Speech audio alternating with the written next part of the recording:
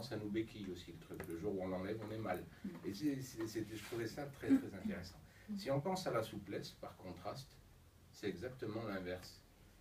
La souplesse, c'est qu'en fait, on va pouvoir faire quelque chose avec le truc qui est là au milieu, mais parce qu'on est capable de se contrôler complètement. C'est-à-dire que ce n'est pas l'objet qui va nous modeler, mais c'est nous, par le contrôle, si on prend la métaphore de la souplesse, le contrôle physique, ça va nous permettre de glisser autour de cet objet et de continuer. J'espère que je me fais comprendre. Hein. L'adaptation, ça nous modèle au fond. Voilà, on est modélisé par l'objet parce qu'on est obligé de se caler avec, de se caler dessous, et puis tout à coup c'est l'objet qui nous tient. Alors que la souplesse, ça se passerait dans l'autre sens, l'objet est là aussi, mais on est capable de faire des contorsions comme on voit faire dans les arts du cirque. On est capable de faire une espèce de contorsion, ce qui fait qu'on tient compte de l'objet, on passe, mais grâce à notre autocontrôle. C'est un côté yoga, je trouve, qui est assez intéressant. Ça m'a fait penser en même temps à Cyrulnik. Vous savez combien il dit que la première qualité de la résilience, le premier acte de la résilience, c'est le non. C'est le refus. C'est-à-dire, c'est l'inverse, quelque part, de l'adaptation. Voilà. Et en même temps, tout le processus de résilience, si on y pense 2 minutes, montre à quel point le psychisme et les états relationnels peuvent être souples, puisque tout le processus de résilience montre qu'on peut, par souplesse, se dégager, même de quelque chose qui a été complètement infernal. Voilà, j'espère que je fais bien entendre la tonalité. Voilà. Il me semble que ça rejoint, mine de rien, la question de la peur, d'une certaine façon. Je crois que quand on s'adapte trop, c'est qu'en fait, il y a de la peur, quelque part, derrière. Nora, tu nous le montrais magnifiquement tout à l'heure. Et il me semble que si on veut être modélisant ou congruent avec nos théories, eh bien, on doit commencer par balayer devant notre porte. Et ce que disait Nora tout à l'heure, avec beaucoup de justesse, me faisait penser à beaucoup de choses que je vois d'une façon ou d'une autre dans des équipes. Je vais en dire un tout petit mot tout à l'heure. Ce que ça me faisait penser, c'est qu'il y a 2 styles de peur. Il y a une peur, on pourrait dire, qui est celle de l'étiquette, la peur sociale. C'est-à-dire que je ne me reconnais pas dans cette appellation-là. Alors si on parle en termes de psychothérapie, je n'ai pas besoin de faire des dessins. Vu le bourbier gigantesque que ça a été au niveau de la nomination, tout ce qui en a suivi, on n'est pas prêt d'être sorti de l'auberge, c'est évident. Ceci dit, avant que les psychothérapeutes arrivent, c'était déjà le même bazar. Parce qu'il n'y a qu'à interviewer le passant standard et lui dire « alors le psychiatre, psychologue, psychothérapeute, psychanalyste, j'en oublie, je ne sais plus. » Voilà, mais bref, les gens, ils font une salade savante de tout ce truc-là et ils ne savent pas au fond ce que ça veut dire. Et à travers l'étude d'une situation comme celle dont nous parle Nora, on comprend mieux que ça n'a aucune importance, en plus. Aucune. Ça n'enlève rien aux qualités intrinsèques du psychiatre, ni du psychanalyste, ni du psychologue. Voilà. Mais au fond, ça n'a strictement aucune importance. L'enjeu, de toute façon, va être ailleurs. Et c'est là que cette peur autour de l'appellation vient dans une zone frontalière toucher quelque chose de plus profond de nos peurs à chacun, dont de toute façon nous sommes constitués autour de la souffrance. Il n'y a pas un sous-entendu par rapport à toi. C'était au contraire la distinction que je trouvais intéressante. Tu étais dans la peur d'étiquette. Parce qu'en fait, l'autre peur, tu l'as déjà traversée pour pouvoir conduire ce monsieur là où tu l'as conduit. L'autre peur, c'est la peur de la souffrance. Et bien sûr, la peur de la souffrance de l'autre, parce qu'elle va toucher notre propre souffrance. Et ça, on peut se barder du diplôme ou des formations qu'on veut, mais de toute façon, on n'échappe pas à ce processus. Il n'y a que 2 options. Nous en avons conscience ou nous le refusons. Mais dans tous les cas, on n'y échappe pas. Tôt ou tard, on va être convoqué à ce niveau-là, et ça va nous réveiller des choses. Et le seul outil que nous avons, c'est d'avoir fait le travail pour nous. C'est exactement que ça qui nous sert.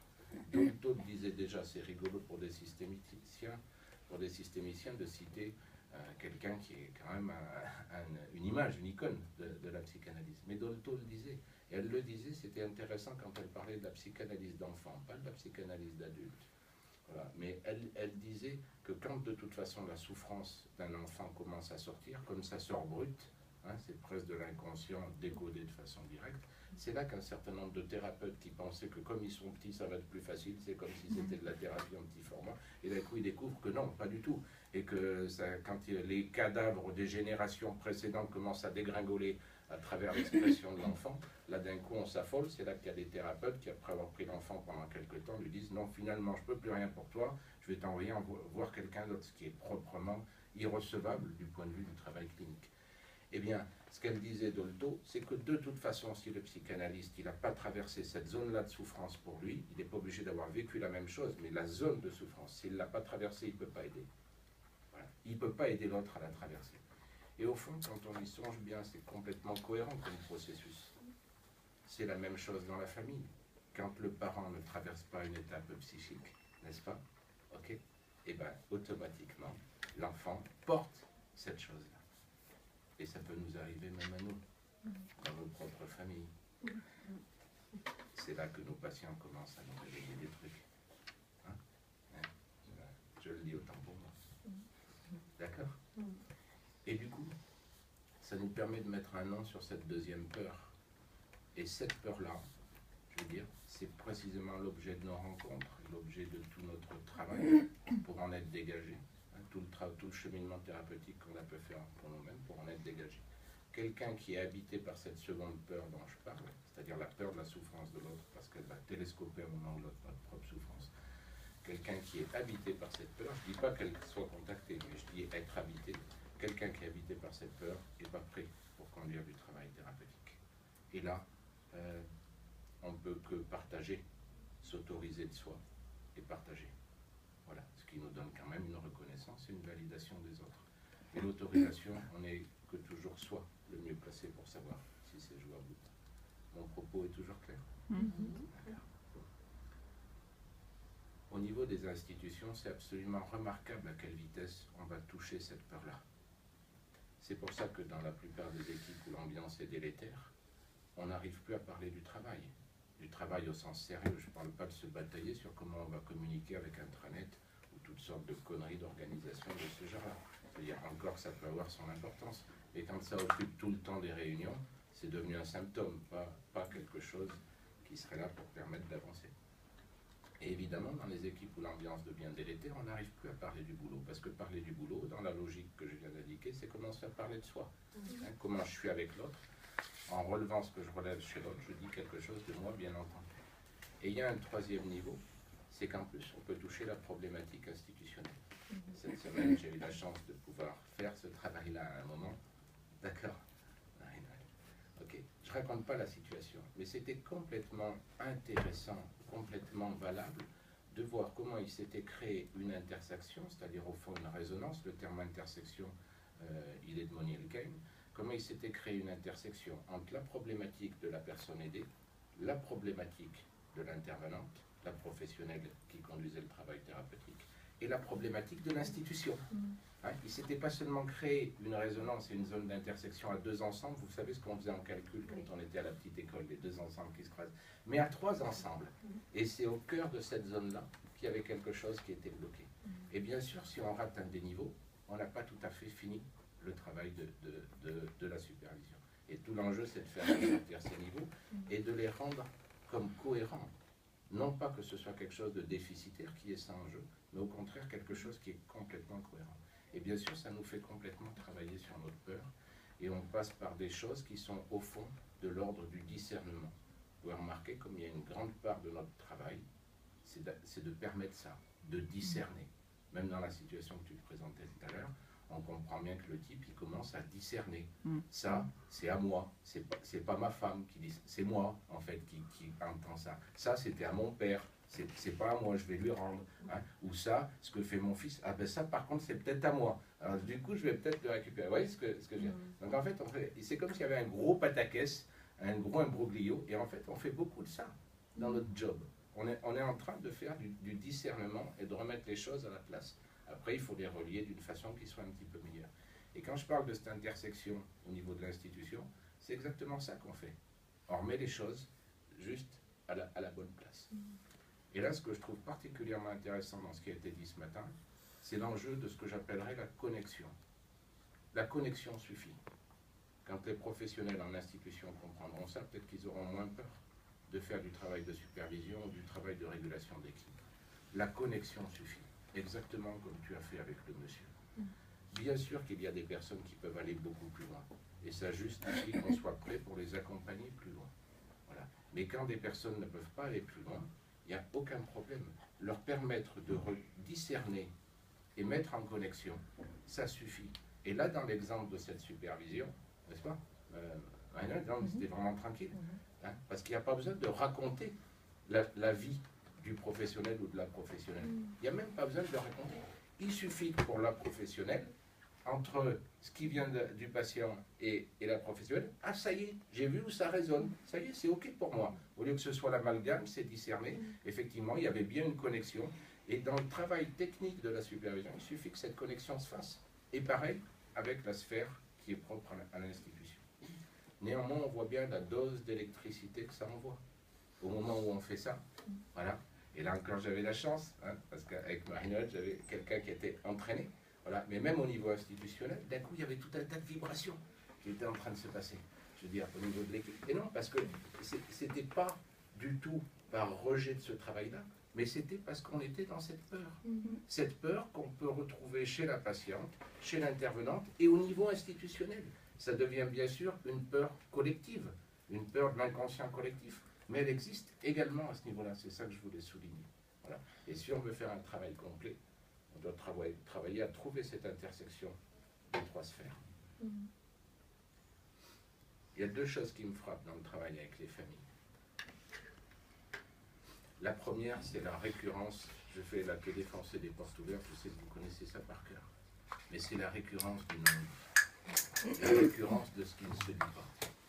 On peut prendre quelque chose comme 95% des couples ou des familles, je ne vais même pas parler du travail individuel, mais le point commun, ils ont des problématiques différentes, tout ça, vous savez, tout ça, mais le point commun, c'est qu'ils n'arrivent pas à se parler. Ça revient à un niveau, voilà, il y en a quelques-uns, ça arrive quand même, peut-être 5%, je ne sais pas, qui se parlent, mais vraiment une écrasante majorité, ils n'arrivent pas à se parler.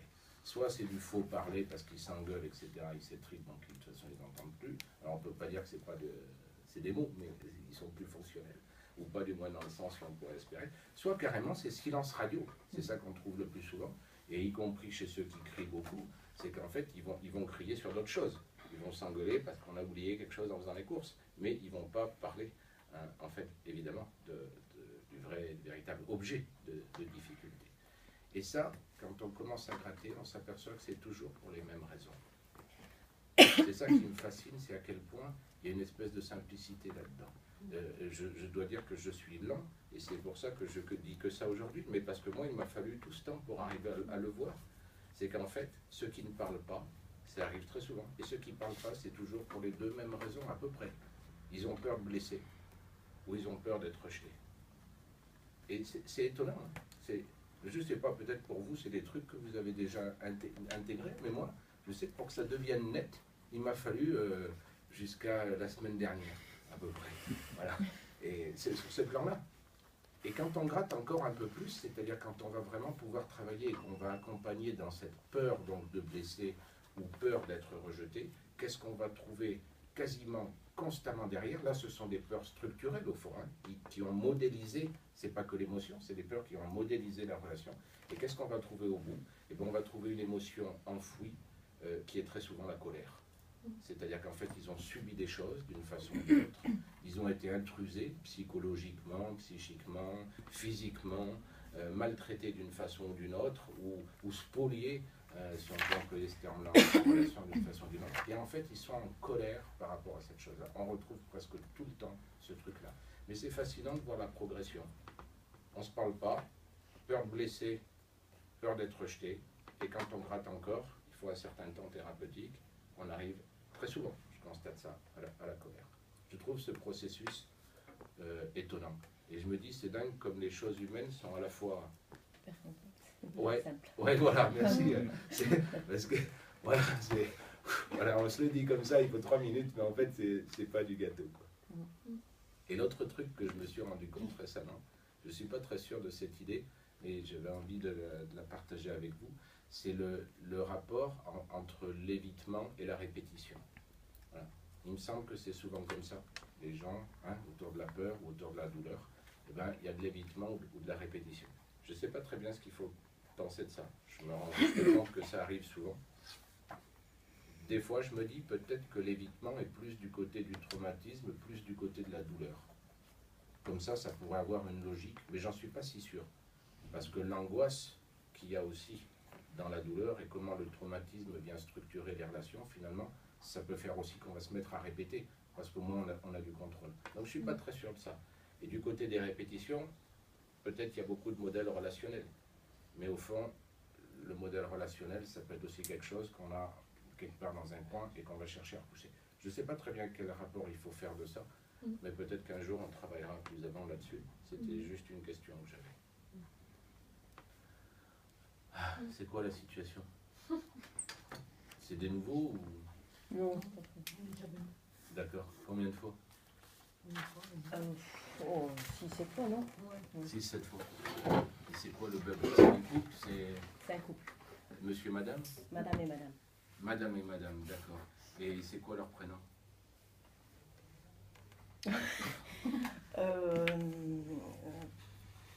Shirley. Et Sylvie. Charlet et Sylvie. Et 2 S. Sylvie et Charlet. Oui, ça, quand tu viens d'Auvergne, tu vois, il faut déjà que tu fasses un petit truc pour le ch. Et tu vois, il y a une petite complication. Tu veux Cynthia, c'est plus facile? Non, non. Charlet et Sylvie. Ok, donc c'est la 7e fois. Et c'est quoi qui coince alors? Je veux dire, qu'est-ce qui fait qu'on en est à la 7e fois et pourquoi on se voit? C'est-à-dire que je suis très inquiète, j'ai très peur qu'elle me trompe. D'accord, Sylvie a peur que Charlet la trompe. D'accord. Mais on s'est déjà vu 6 fois donc. Voilà, donc Shirley a 2 enfants, a déjà eu une vie de couple et Puis c'était mon mari pour Sylvie. On vit ensemble depuis 10 ans. Okay. Et et tu travailles tu es styliste, enfin les stylistes, et tu rencontres beaucoup de monde. Il y a déjà eu une aventure avec non, je sais pas. D'accord. Okay. Et donc j'ai peur d'être. D'accord. trompée. Ok, super. Et ça c'est pour la situation, mais du point de vue du processus thérapeutique, il y a un truc particulier, on en est à un point particulier où je me débrouille. Tu es tout le monde. D'accord. Ok. Bébé.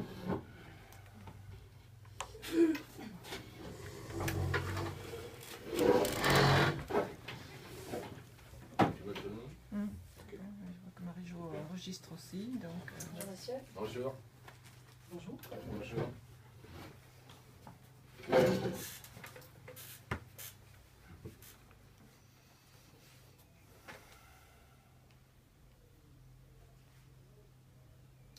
Tu es trop près. Commencez. Ça continue, je peux pas m'en empêcher. On s'est encore engueulé parce que là, je lui ai encore téléphoné 15 fois. hier. Pendant la journée, vous voulez dire? Oui. Vous avez répondu les 15 fois? Je suis obligée, sinon elle me laisse des textos. Enfin, tant que je n'ai pas décroché, elle me harcèle. Tant que vous n'avez pas décroché, elle s'accroche. Ouais, elle s'accroche. Bien. Et je trouve que c'est aussi bien qu'on commence comme ça aujourd'hui. Je sais pas, peut-être c'est la perspective de l'été, ça m'a mis de bonne humeur ce matin. Je me suis dit que moi-même, j'allais pas batailler. J'allais pas chercher à m'accrocher. Mais c'est-à-dire? Mais j'étais en train de me demander avant que vous arriviez combien de fois ça faisait qu'on se voyait. Et j'ai eu l'impression que ça faisait déjà quand même vraiment plusieurs fois. Et je pense qu'on doit être, je sais pas, 6 ou 7 ou 8. 7, je crois. 7, comme les nains. On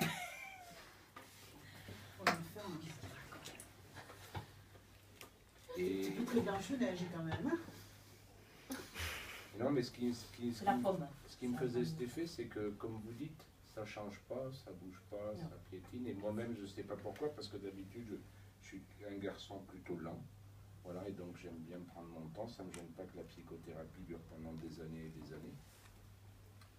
Enfin, celle des autres. Et là, je ne sais pas pourquoi, j'avais un coup de mou avec vous avant que vous arriviez ce matin. C'est rare. Et du coup, je me disais, ben, je ne sais pas qu'est-ce qu'on fait. Mais J'ai moi non même plus, hein, oublié parce que que... moi je peux plus, hein, là, j'explose quoi. Je n'en peux plus quoi. J'en peux plus de ces coups de fil, j'en peux plus de ces soupçons, de ces questions, j'en peux plus quoi, vraiment. Alors je l'aime, je lui dis, je lui répète, je lui montre, mais ça continue là-bas. Alors après je ne sais pas ce qu'on peut faire pour nous, hein, Peut-être rien. Ben oui, peut-être rien. C'est ce que je me disais, que j'allais pas batailler, pas m'accrocher. Du coup, ça m'a détendu. Je ne sais pas si vous avez fait gaffe, là, c'est la 5e séance. La 6e, j'étais un peu stressé. Non, ça c'est pas trop vite. Bon, c'est encore que je ne perds pas toujours. Mais ce qu'il y a de sûr, moi, je le sentais. Là, je me suis dit que j'allais me mettre relax. Vous ne voulez plus nous voir? Ah non, non, c'est pas du tout ce que je dis. C'est vraiment avec plaisir de vous recevoir. Mais j'ai plus envie de... J'ai plus... je sais pas si c'est un problème d'adaptation ou un problème Vous n'avez plus envie de d'effort. vous adapter. Mais- Ça m'évoque quelque chose. Et d'ailleurs, c'est dingue parce que je me rappelle même pas qu'est-ce que vous souhaitez. Enfin, le problème, j'ai pigé, mais je me rappelle même pas ce que vous voulez faire. Je sais pas si vous me l'avez dit, sûrement, pourtant, mais j'ai oublié. Mais moi j'ai l'impression qu'elle a peur tout le temps. Voilà. Et je ne sais pas comment lui enlever cette peur. Enfin, c'est pas une impression. Tu as peur tout le temps, tout le temps, tout le temps. Peur que je la trompe constamment. C'est devenu une espèce d'obsession constante. Voilà. Depuis que j'ai eu cette aventure avec ce manager là sur mon boulot. Ah oui, C'est récemment, que une histoire. c'est celle de l'aventure dont vous m'avez parlé. Dont je vous avais parlé l'autre Ah fois. oui. Et non, ça fait quand même 6 mois maintenant, cette histoire. Oui, c'est bon. Et ça, vous considérez que c'était trompé ou C'était pas uniquement trompé? sexuel, ça s'est passé une fois, voilà, c'était dans un contexte particulier, enfin, ça n'a jamais rien enlevé à l'attachement que j'ai à Sylvie, mais ça, il n'y a pas moyen de dépasser ça. Quoi. Oui. Bon, en même temps, c'est sûr que si elle a besoin d'être rassurée du côté de la peur d'être trompée, Oui, ça ça n'a pas aidé. Ça. ébrèche. Et moi, j'ai pas peur qu'elle me trompe, moi. Je comprends. Je suis confiance. Moi, je ne veux pas te tromper. Mais non, non.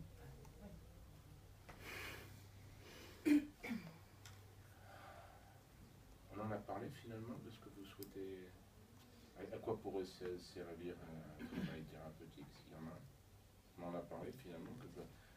Je me dis, la séance 7, au cas où on l'aurait oublié, ça peut encore avoir un sens. Si nous avions fait 200 séances, ça serait différent. Ça vous arrive de faire 200 séances avec les gens? Oh, largement, oui. Largement, à raison d'une par semaine, 50 semaines dans 4 ans. l'année. Ouais, Je oui, vois 4 pas ans, tout ça, 5 ans. Il y a des couples, on va dire, qui ont la fibre thérapeutique particulièrement développée, ça peut durer même encore plus. Non, moi, je n'ai pas 4 ans. Hein. Moi non plus. Moi, je voudrais bien que ça change avant. Mais oui, bien sûr. L'ancien monsieur Triolet, comment on fait pour changer? Moi, je ne sais pas. J'arrive pas à arrêter. C'est quoi qu'il faudrait changer? À quoi ça servirait le travail? Est-ce que j'ai peut-être plus confiance Vous voulez les commentaires en même temps ou on fait tout et puis tout à la fin? Quoi? Oui, non? Moi, je dirais oui. Parce que Tout là, à la bon, Pour les commentaires? oui, pour les Oui, commentaires oui. en même temps. Mm. Enfin, D'accord. entrecoupés de commentaires. Et bien alors, on continue le boulot, mais on fait une pause sur l'aspect juste simulation. Donc là, je ne sais pas ce que vous en pensez, mais pour moi, il se passe quelque chose de très intéressant. Mm. Et quoi? Bon, d'une part, tu les fais retravailler sur la demande. Là. Tu leur dis, mais au fond, Ah, je l'ai fait. oui, J'essaye. ouais, t'essayes, Mm. ouais. Et donc, qu'est-ce qu'on constate? Ah ouais, c'est pas clair. Un, c'est pas clair, et même pire que ça. Ouais. Eh, vas-y, dis-le, Laurence. Ouais, elle résiste. Voilà. Elle résiste. Ça fait déjà 4 fois, il me semble.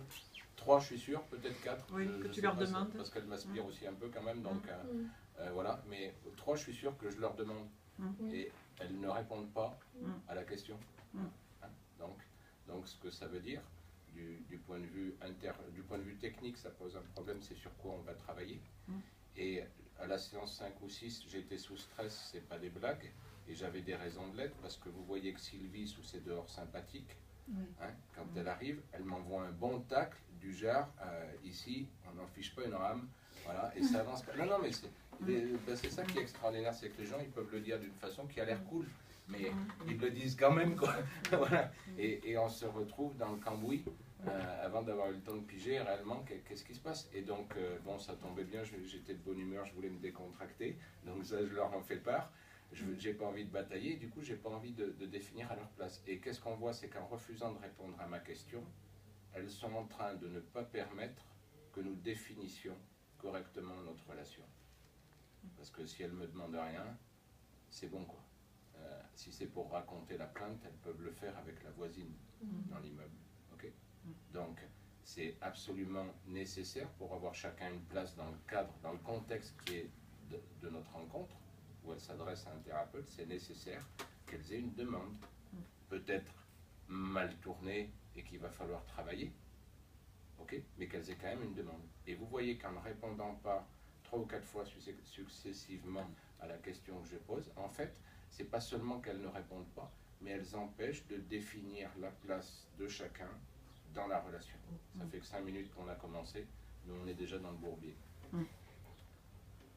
Et qu'est-ce qu'on peut déduire de ça?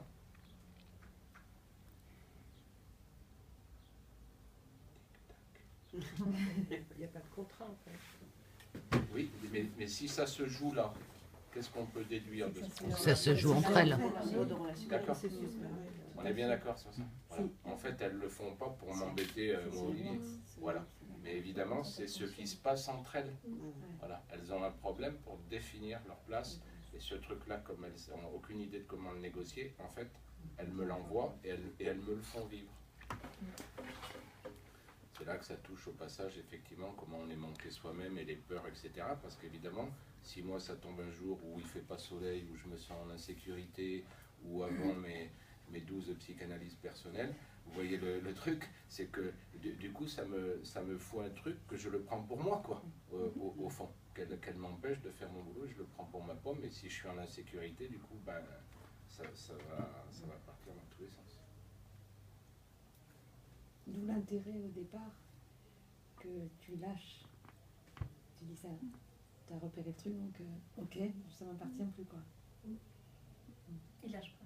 Que ma part m'appartient. Oui, c'est ça. Voilà. Ce qui s'est Que en ma train de part. se jouer, quoi. Tenir un cadre où on va pouvoir être chacun se sentir respecté à une place correcte. Ça, je suis le garant de ce cadre-là, mais seulement de ça. En fait, tu reprends ta place. Enfin, tu assois ta place, quoi, je veux dire. C'est le cas de le dire. Tu assois ta place en ne rentrant pas dans vers quoi elle t'entraîne, quoi, en fait. Quelque chose d'homéostatique avec leur processus relationnel. De flou et de confus. Et ce que je trouve toujours frappant, parce que là, je ne sais pas, ici on est plusieurs à être entraînés à ce genre d'exercice, mais peut-être s'il y en a aussi qui voient ça pour une première fois, ça peut paraître quasiment trop simple que des trucs comme ça émergent en quelques minutes. Mais en fait, c'est toute la magie de la relation. La relation, elle ne commence pas au bout d'une demi-heure, parce qu'on aurait fait du ménage et nettoyé bien comme il faut, et que là, ça y est, on est calé, ça commence.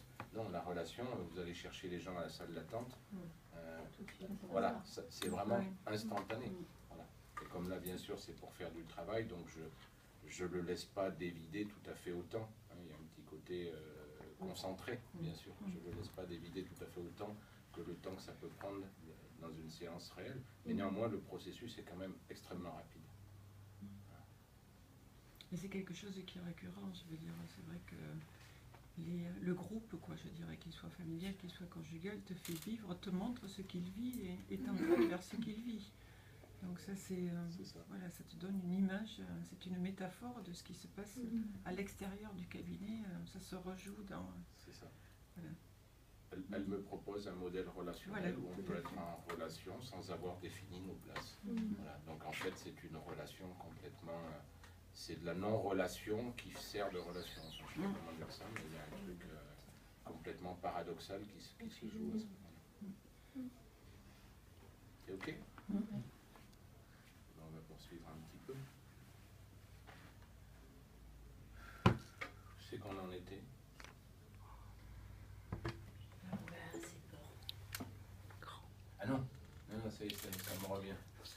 On en était au fait que vous ne vouliez pas faire une psychothérapie de couple sur, mettons, Ah oui, 5 4 ou ans. 10 ans. Non. Et vous, Sylvie, comme elle veut.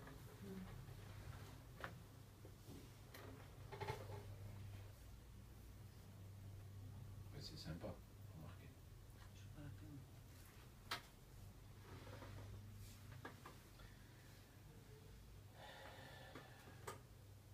Vous êtes OK avec ça? C'est pour savoir si je commence avec vous ou avec elle, parce que de toute façon, moi, comme ça ne me gêne pas de vous perdre toutes les deux, je tiens quand même à ma question. J'aimerais bien savoir qu'est-ce le problème, j'ai compris. Il est criant même aujourd'hui que vous arrivez pour la 7e fois. Mais j'aimerais savoir qu'est-ce qu'on veut faire ensemble. Qu'est-ce qu'on voudrait, au cas où il y aurait une psychothérapie de couple. Bon, mettons qu'elle ne dure pas 10 ans, qu'elle dure comme 5, 3. C'est trop bon.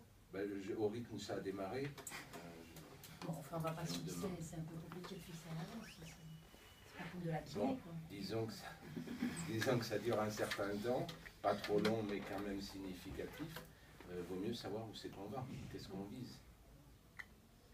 Et je me demande si vous voulez accepter la responsabilité qu'elle propose de prendre cette mise au point-là sur votre dos. Elle est prête à tout. Non, ça.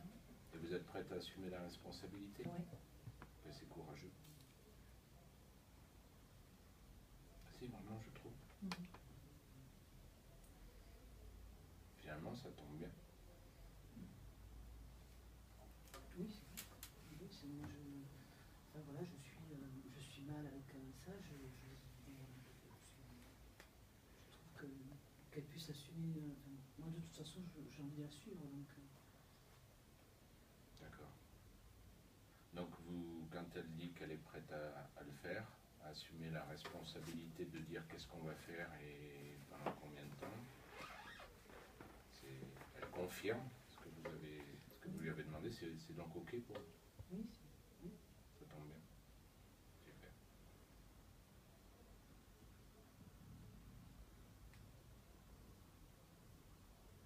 Non, je me demandais si ça lui faisait quelque chose maintenant qu'elle vous entendait, mais apparemment c'est vraiment OK. Je ne sais pas comment on va faire. Mais vous avez déjà une idée, vous? Je ne veux pas froisser personne pour l'instant encore, mais Comment sortir de ça? qu'est-ce qu'on atteindrait? Qu'est-ce qu'on viserait en faisant un travail thérapeutique? Mais non, enfin voilà, moi j'ai envie de continuer à vivre avec elle, ça fait 10 ans, voilà, mon projet de vie il est avec elle, mais je ne peux plus vivre dans quelque chose où je me sens complètement étouffée, quoi. J'étouffe là. Donc le projet ce serait de trouver une façon d'être ensemble où on respire. Parce que finalement, toi tu respires pas non plus. Elle fait toujours comme ça avec vous, c'est-à-dire quand vous lui posez une question comme vous avez fait tout à l'heure, c'est une question extrêmement précise, vous êtes prête à obéir, etc. Mais en fait, elle ne répond pas exactement à la question. Oui, mais ça fait plusieurs fois que je lui pose la question et elle ne me répond toujours pas. Elle fait pareil avec vous? bah oui, c'est tout à fait ça. C'est-à-dire que du coup, je sais pas où elle est. Et donc je doute. Voilà. Je doute et. Comment tu sais pas où je suis? Ben, c'est-à-dire que quand je te dis, ben voilà, tu me dis c'est pas grave, tu m'as trompé il y a 6 mois, toi tu dis c'est sexuel, mais bon, moi je l'ai vécu, voilà, toi c'était une expérience comme ça, moi c'était quelque chose qui était très, enfin, je l'ai vécu comme une trahison, et j'ai pas envie que tu me trahisses à nouveau. Toi tu trouves que c'était pas une trahison? Si, j'ai pas dit que c'était pas une trahison, j'ai dit que je...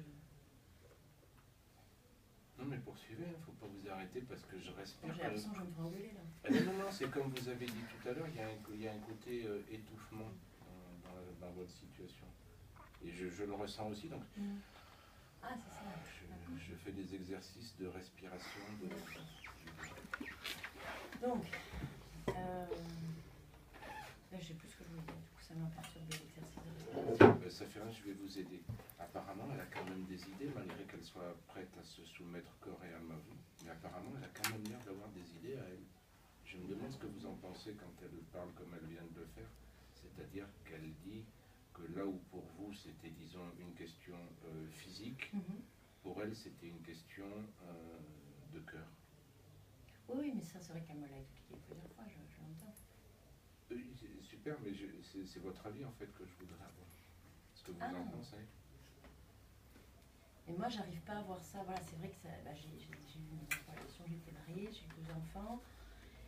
Et puis après, j'ai rencontré Sylvie, je me suis rendu compte que voilà, qu'en fait, j'étais fortement attirée par elle, ça m'était pas arrivé avant. Et puis il y a ce gars qui est passé, voilà, c'était dans, enfin, vous savez que je travaille dans le monde de la mode. Il était bien fait, voilà, il m'a fait une drague pas possible. Je me suis dit bon, regoutons-y. Voilà, en gros, c'était un peu ça dans la tête. Ça a vraiment l'air d'être une constante, qu'elle répond pas aux questions qu'on lui pose. Mais je réponds pas. C'est pas des blagues. Quand est-ce que tu l'as regoûté quand? Oui, excusez-moi, je préfère qu'on s'embarque pas là-dedans tout de suite. Donc oui, je vais essayer de répondre à la question, qu'est-ce que ça m'a fait moi? Comment je le vois? Si vous en avez envie, oui, répondez à cette Mais j'ai l'impression que voilà, moi j'y ai pas mis la même chose que Sylvie. Je peux comprendre qu'elle y ait mis autre chose, mais moi j'y ai pas mis autre chose que du physique. Que du physique. Voilà. Très bien, mais vous pouvez du coup comprendre qu'elle y ait mis autre chose? Oui, ça je peux dis pas comprendre. être d'accord, je dis juste comprendre. Je peux comprendre. D'accord. Et est-ce que vous pouvez comprendre encore que là d'un coup je donne un coup d'accélérateur, il faudrait moi-même que je me calme, sinon on ne va pas faire les 5 ans qui sont prévus. Mais vous pouvez imaginer que ça a même peut-être pu la blesser? Oui, oui, je m'en suis rendu compte. Ah ouais? Et ça je l'avais pas anticipé. D'accord. Donc en fait, est-ce que ça veut dire que vous validez le fait qu'elle puisse ressentir des choses et par exemple avoir des idées? Bah évidemment.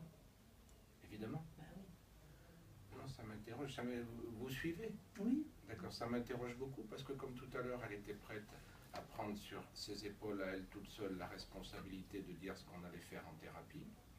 Si tout à coup, elle réalise que vous pouvez vous-même avoir des idées et avoir une certaine capacité, même si c'est un peu au ralenti, mais à les exprimer quand même, vous suivez?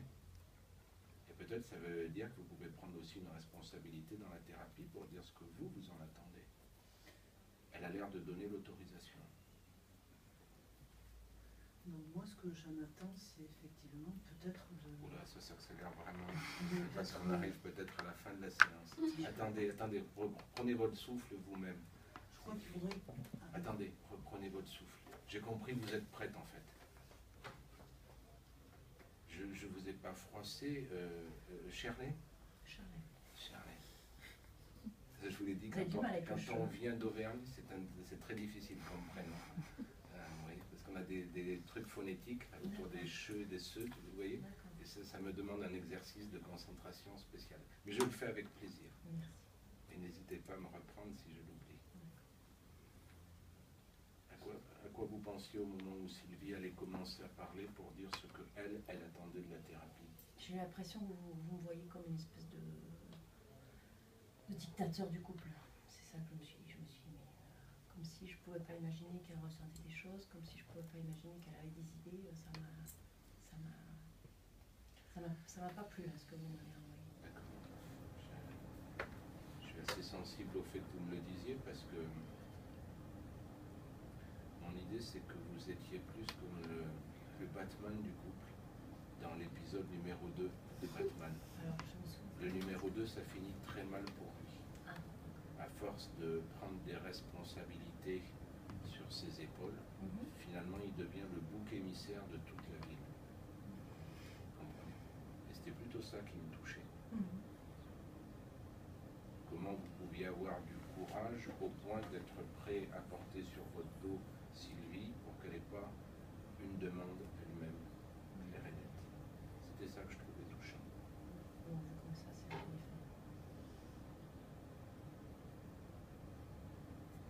Et du coup, vous pouvez accepter qu'elle dise ce qu'elle attend. D'accord. Qu'elle dise ce qu'elle attend de la thérapie. Pas de la vie en général et de votre couple en général, mais ce qu'elle attend de la thérapie. Maintenant qu'on a pu se dire qu'elle était de problème, ce qu'elle attend de la thérapie. Vous pouvez accepter qu'elle le dise. Oui, bien sûr. D'accord. Et vous-même, Sylvie, vous allez pouvoir accepter parce qu'elle a aussi sa propre idée. Si elle se sent un tout petit peu plus légère, de ne pas devoir porter tout votre couple à elle toute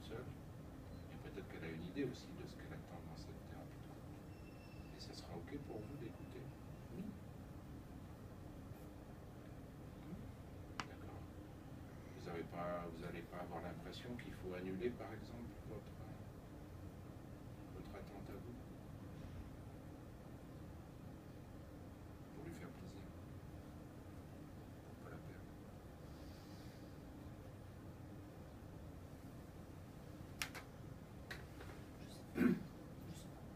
Je sais que je vous demande quelque chose de difficile.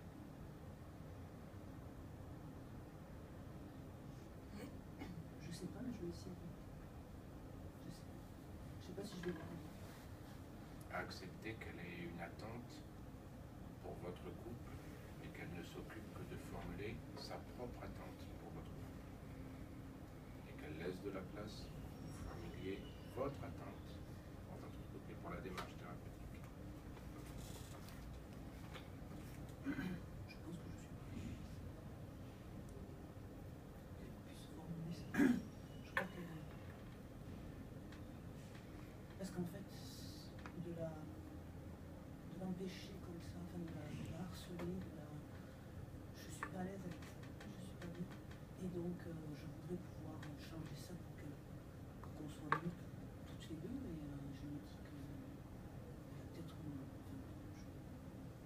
je sais que j'ai ma part, j'ai une part importante de responsabilité là-dedans, mais je veux pas la. J'aimerais qu'elle s'épanouisse aussi. Je crois que je suis prête à. Sinon je pencherai. Je le crois aussi. Je peux dire un truc. Mais avec plaisir. C'est par rapport au fait de porter, c'est vrai que ça je te le dis souvent, moi j'ai l'impression de, voilà, je travaille énormément, je travaille au moins 45 heures par semaine, toi tu es beaucoup à la maison, donc c'est vrai que j'ai souvent cette impression que c'est moi qui fait tourner la baraque, quoi. Et des fois, enfin, l'image de Batman, moi ça me parle, quoi. J'ai un blanc d'un coup, aidez-moi s'il vous plaît. Qui est-ce qui avait téléphoné pour prendre le premier rendez-vous? Bah, c'est toi. Oui, c'est moi parce qu'elle en pouvait plus et qu'elle. J'étais prête à partir à ce moment-là. Ok. Donc maintenant qu'on en est à établir notre objectif, l'objectif de la thérapie, les objectifs de la thérapie, c'est pas obligé du tout que ce soit les mêmes, donc comme on vient d'en discuter. Ça paraît cohérent, comme vous avez pris l'initiative, que ce soit vous qui posiez la première, et que vous donniez le vôtre, et que Shirley, vous donniez le vôtre en suivant. Est-ce que cette modalité-là est convenable pour vous, Sylvie? Est-ce que c'est OK? Ça ne vous met pas sous pression en aucune façon? D'accord. Et pour vous, Shirley? Bien. Ce que je propose, c'est que, comme maintenant c'est au bout de la séance, c'est qu'on arrête là pour aujourd'hui et que la séance prochaine, donc si on s'est compris, si vous êtes d'accord, on fera un rendez-vous.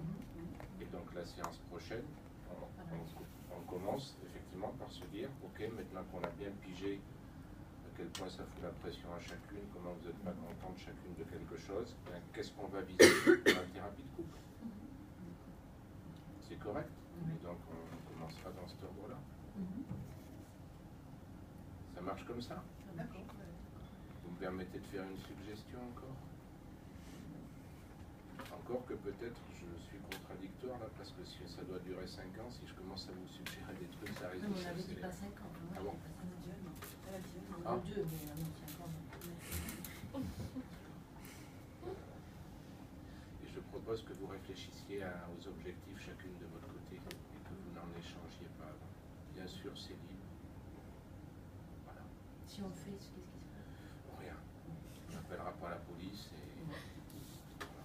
Mais c'est juste une suggestion que ce soit qu'on partage ici. Voilà. Mais si vous ne le faites pas, c'est pas grave.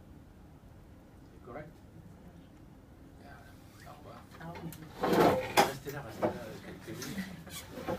On peut commenter avec vous? D'accord.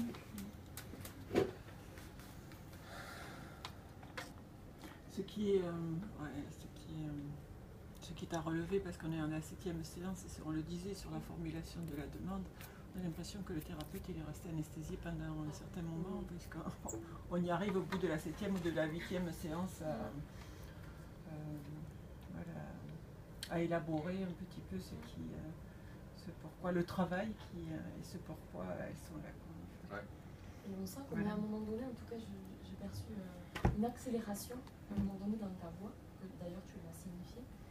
Mais à un moment donné, même moi, j'ai eu besoin de prendre une grande inspiration quand Sylvie, elle est presque se lancer, se jeter à l'eau pour dire un objectif, et du coup, tu as pris du recul et tu as été vérifié du côté de Shirley, ce qui se passait de son côté, et du coup, là, c'est toi qui as mis, après avoir accéléré, tu as ralenti jusqu'à ce qu'on arrive là, au moment où tu dises que la prochaine fois, il y aura... On sent bien, du coup, cette accélération, et après... C'est-à-dire qu'en fait, il y a deux choses que je gère en même temps. La première chose, peut-être comme ça a été très vite, je ne sais pas si vous avez lu le second tacle. Oui, tu l'as vu. Le second tacle, il est venu de Charlet, qui a balancé un truc juste comme on reprenait, qui était complètement disqualifiant. Là, les mots exacts, je ne les ai plus tout de suite. Mais elle a balancé un truc, je me suis dit, tiens, ça y est, voilà le deuxième. Tout à l'heure, c'était Sylvie, là maintenant, c'est Charlet. Je dis, ouf. Ouais, tu irais dire pas grand-chose. Donc, il y a ça qu'il faut contrôler. Voilà. Et la seconde chose, si je les laisse aller trop vite au moment où elles ont l'air d'être prêtes, c'est qu'en fait, elles vont passer par-dessus ce qui est souffrance ou douleur. C'est-à-dire, elles vont passer par-dessus ce qui a fait l'apparition du symptôme. Voilà. En fait, on travaille au long d'un rapport, s'il faut se l'imaginer avec des mots. On est sur un rapport problème, symptôme, demande. Voilà. Ça se énumère dans ce sens-là. Parce qu'elles arrivent et ce qu'elles me présentent, c'est un problème. Sauf que leurs symptômes, ça fait un moment qui dure. C'est juste la partie explosion. C'est la crise qu'elle me présente. C'est que ça atteint un tel niveau que la Charlet, elle est prête à faire les valises et à dire ras-le-bol, je me tire. Alors du coup, la note, elle commence à dire peut-être j'ai mis la pression quand même un peu, quoi. Voilà. Hein, donc là, d'un coup, elles sont en crise. Et c'est ça qu'elle m'amène. Mais tant qu'elle reste à ce niveau-là de me présenter juste ce problème-là, elle ne contacte pas toutes les douleurs, toutes les peurs, toute la souffrance qui a pu présider de façon sous-jacente à la création de leurs symptômes, qui est beaucoup plus ancien que la crise. Tout le monde suit bien? Et bien par ce petit mouvement, c'est ça que je fais.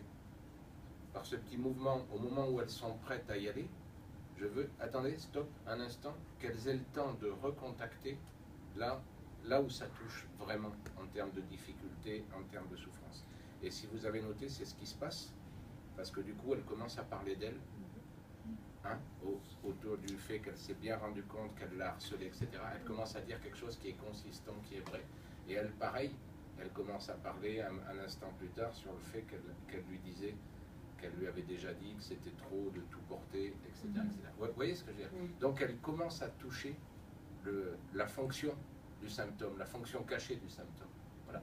Et ça, je pense que c'est essentiel dans les premières séances, qu'on fasse toucher ça aux personnes. Parce que si on veut aller trop vite, si on est juste dans quelque chose de protocolaire, on ne travaille pas le rapport dont je suis en train de parler, problème, symptôme, demande. Et du coup, on coche les cases comme si on pouvait passer à la phase suivante, puisqu'elles ont répondu à la bonne question, qu'elles ont l'air d'être prêtes, mais elles ne recontactent pas les zones de douleur et de souffrance qui ont fait l'émergence du symptôme. Et du coup, quand après ça va arriver en thérapie,